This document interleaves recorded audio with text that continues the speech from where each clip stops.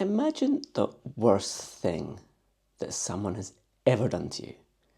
Now, imagine the person who did that to you.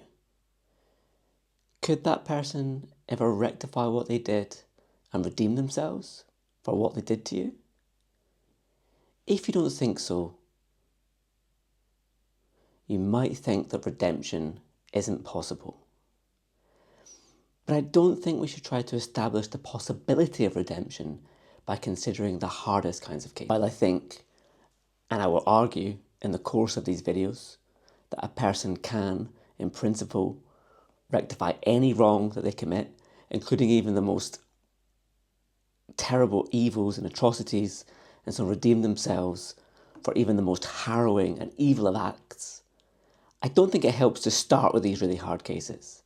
I want to get to those hard cases later on, but I think if we just want to know whether redemption is possible, we should first consider just easy cases.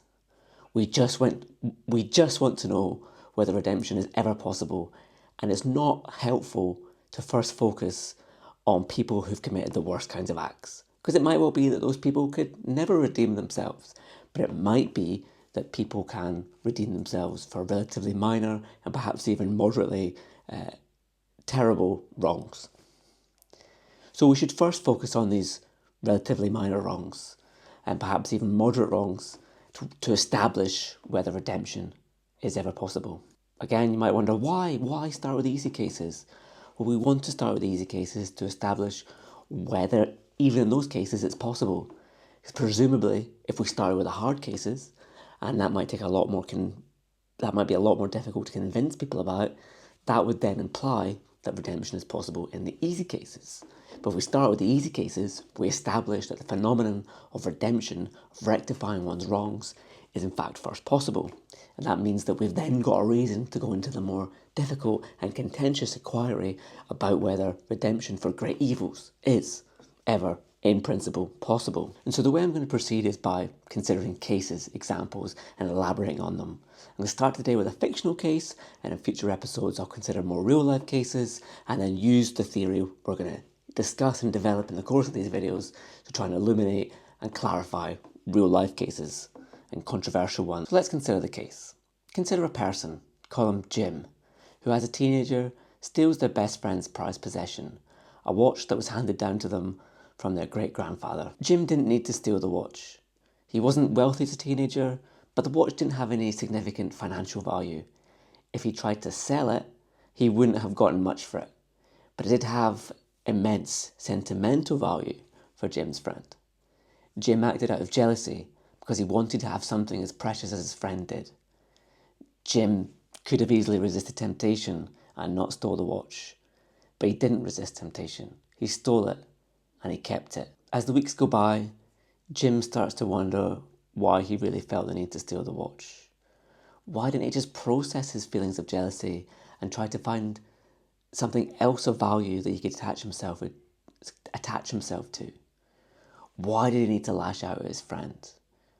What kind of person is he really if he succumbs to such base temptations? Jim is vividly aware that he is to blame for what he has done. Indeed, he actively blames himself privately. While no one is any the wiser, he berates himself. He's not just angry at himself though, he's also racked with regret, guilt and shame. He wishes he could undo what he did, but he's scared of the consequences of trying. His best friend has been moping around, almost depressed. And this is because of what Jim has done to him, of what Jim has taken from him, even though his friend is completely unaware that it was Jim, his supposed best friend, the person who should put him before anyone else, at least when it comes to friends. It's that person who's betrayed him and caused him to lose an item of such immense sentimental value. At this stage, Jim has a pretty clear way he could rectify his wrong. He could just return the watch to his best friend, explain why he took it, and namely out of malice and jealousy, express the fact that he blames himself, that he regrets what he's done, that he feels guilty and he's ashamed of himself because of his actions, and the effects that his actions have had on his friend. He could even explicitly apologise, expressing all these emotions whilst also promising never to repeat what he's done, and perhaps even offering to do something else to make up for what he's done. And his friend here, will surely feel betrayed by his actions. And perhaps it will take him time to process it. And perhaps he won't immediately accept his apology, he won't immediately forgive him, and he won't immediately seek reconciliation.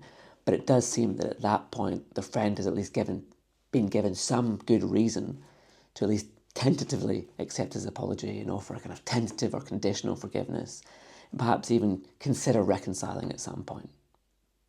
His best friend, of course, might need time to process all of it, so it wouldn't seem fair to think that he has to do all of this in the moment. He has to take time and consider it. In my view, at this point, Jim has done almost enough to rectify his wrong and redeem himself.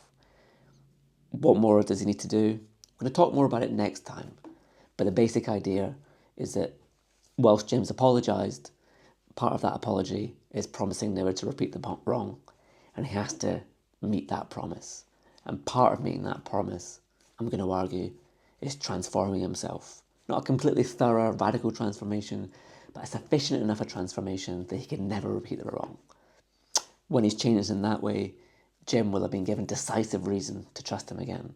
And so he can decisively accept his apology, decisively or unconditionally forgive him, and unconditionally reconcile with him. That's enough, even before we get into the details of the theory. I think that's enough to show that redemption is possible. It is possible, in some cases, to rectify your wrongs and redeem yourself. Now, of course, there are much harder cases, the most extreme of which is redeeming yourself and rectifying great evils and atrocities. And eventually, I'm going to argue that it's in fact possible to rectify even atrocities, even great evils. They can be rectified, and the person who commits them redeemed. I'm going to get into the details of that later on, but I hope that you follow along and learn a bit more about apology, forgiveness, redemption, and blame, regret, shame,